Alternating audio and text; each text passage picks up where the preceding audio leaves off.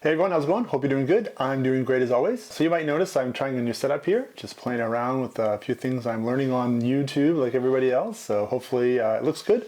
Let me know what you think. If there's anything I need to improve on, I'd love to hear from you. But anyways, in today's video, I'm going to go through something that I do a lot at events that I shoot, which is portraiture. Not actually like, the kind of sit down, you got 30 minutes to take a portrait of an athlete or a model or something like that where you have lots of time. I'm talking about like you have 20 minutes to take portraits of 20 people.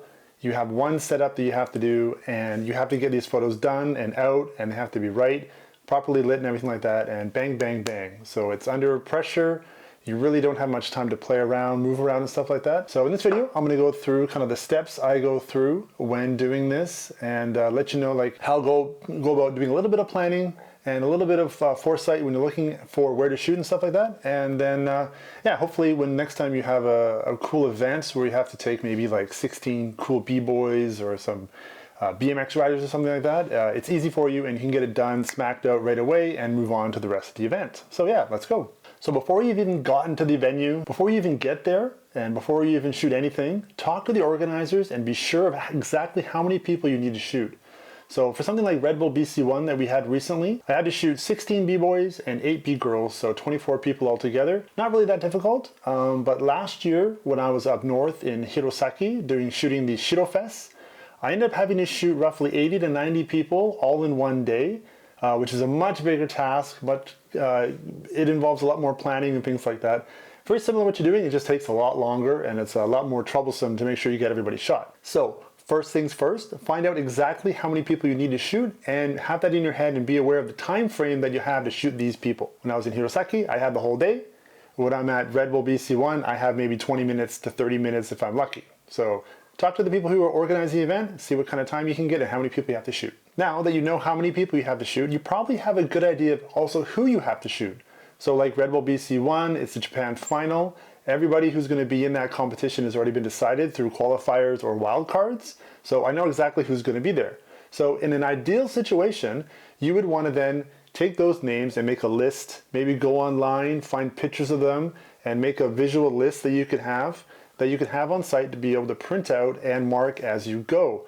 A lot of these people you'll be shooting will probably have some sort of online presence. Look at their Instagram and stuff like that.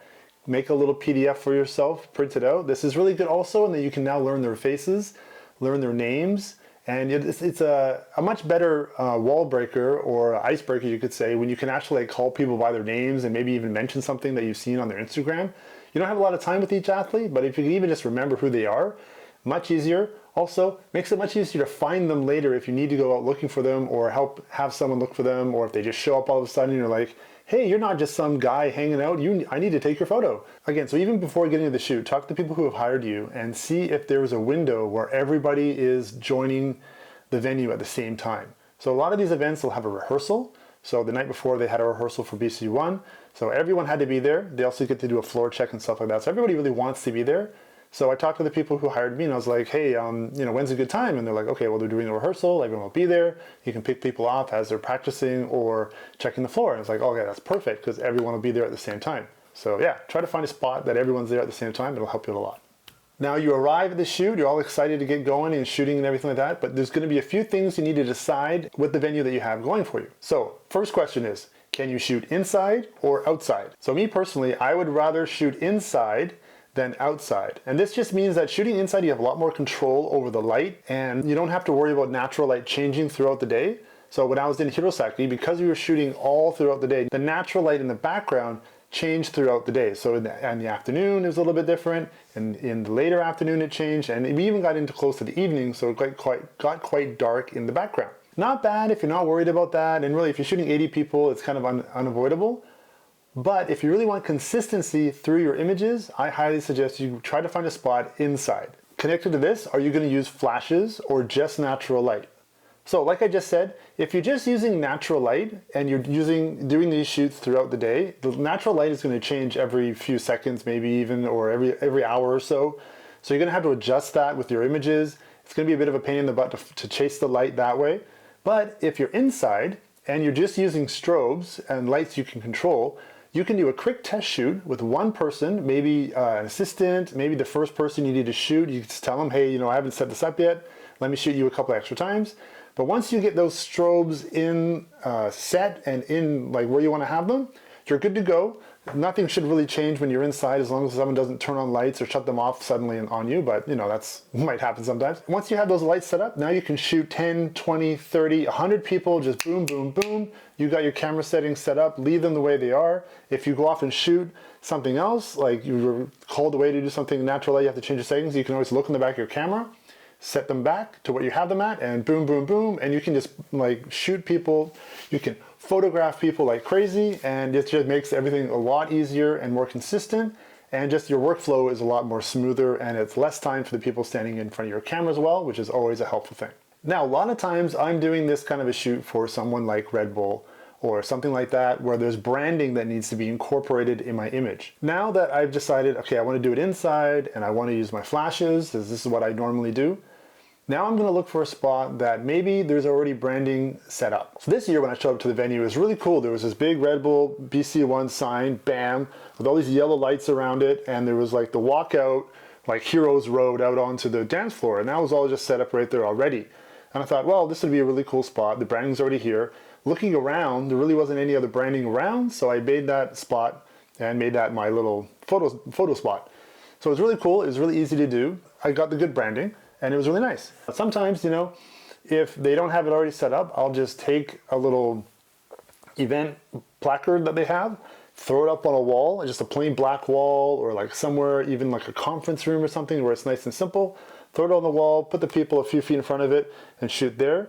Again, you got lots of control. Hopefully it's in a room that no one else is using, so you don't have any foot traffic, which I'll go through in a second. But yeah, it's really not that hard to figure out how to use that, and it's easy and controlled and simple to do. Now, what I just said with foot traffic is also really important. You want to have these portraits being taken somewhere that not every 2 seconds someone needs to walk through or walk by or into your shot or anything like that, because that can get really frustrating and really annoying while you're doing the shooting. Like I just said, you could find a conference room that's part of the venue, but it's a little ways off, so you can really have that all to yourself, just bring people in, which what we did a lot of times with Red Bull when we shoot at the headquarters there's a lot of little rooms around there. So like when we did the world final for Red Bull 3 style there, I just had my own little room, set up my system, and when no one was to be shot, I just sat and waited. It's really important just to get this in a little spot you can call your own, and make sure people don't come in every 5 seconds and bugging you about it. So if you can, if it's possible.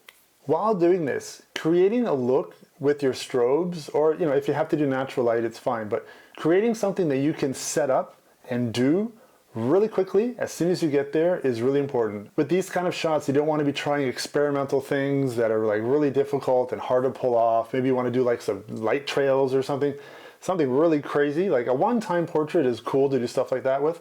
But when you have like 20, 30 people you need to shoot in 20 minutes, you know, everything can go wrong, like everything go wrong. So it's really good to keep these simple and really set up that you can do every time, and you don't even have to think about it when you're setting it up, just like boom, boom. So just to kind of show you the setup I had at the last shooting we did in the Kyushu, right? So like I said, there was a big Red Bull BC1 like kind of banner here, or like a placard. It was on this wall with all these yellow lights around it. Okay, this is not to scale. I am not a drawing artist in any means of this sense. This is why I'm a photographer. So I had the road out, and this is kind of a pretty long road out to the dance floor. There was a little step here, and this dropped off here a couple, like 2-3 feet. There was a stage, and there was a couple walls here. What I always do with these shots is I'll have my main light and a rim light. So I want to have like one nice big octopus box or something like that as the main light. Have it basically on this one, I was 45 degrees in front of the people on this side with my big light. Boom, boom, boom, big light stand. And then again, basically 45 degrees on the back. On the other side, I had a big long box here hitting them here. So now why do I use 2 lights basically for myself is a lot of these B-boys and B-girls, I don't know why, but they like to wear dark clothes, especially in these contests. And a lot of times I'll be shooting on a black wall or something that's a lot darker like it was here. And having that rim light on there, it really brings out their clothes, the line of their body and stuff like that, and helps bring them out of the background from the shot. So, you know, I have 2 lights, I use them. If you only have one light, 145 degree out, boom, right on them is not a bad thing at all. It'll still look really good. But I like to use 2 in this kind of a setup.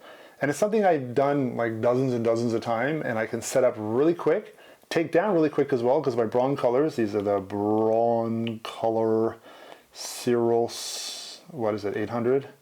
They're really nice and powerful. I can blow out any lights I want. Set them up, take them down real quick. They're easy to move around. They're only battery powered, so no cables, so I don't have to worry about anything like that.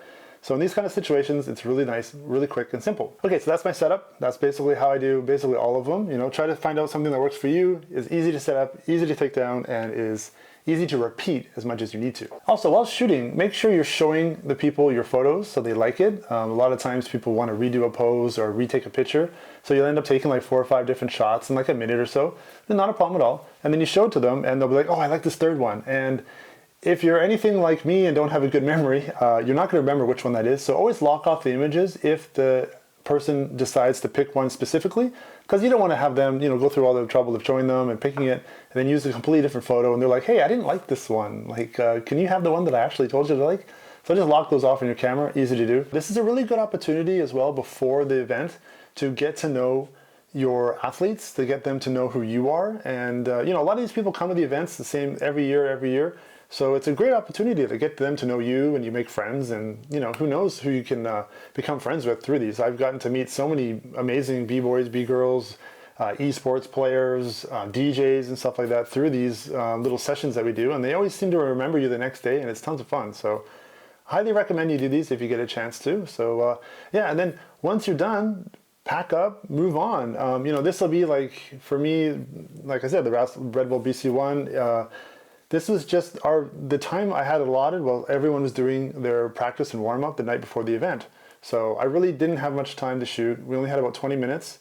Get that all done, and I was done, and last person there, and I pack up and I go. It's really hectic, 20 minutes, 30 minutes of your work, but it's really fun, and I think if you do get a chance to do this, just enjoy it, have fun, and get packed up, and then move on to the rest of the day, or the night, or the beers, or whatever it is you're doing after that. So hopefully this is helpful. It's kind of like a very niche little thing that people do at these kind of events, but maybe you're doing, you know, an office photo booth, basically the exact same thing. So this can go into a lot of different ways and a lot of different parts of photography. So yeah, if you have any comments or questions, hit me up down below. If maybe you're not subscribed yet, you know, that'd be great. Getting a few more people here and there, so it's awesome. But yeah, cheers, thanks a lot, and talk to you soon.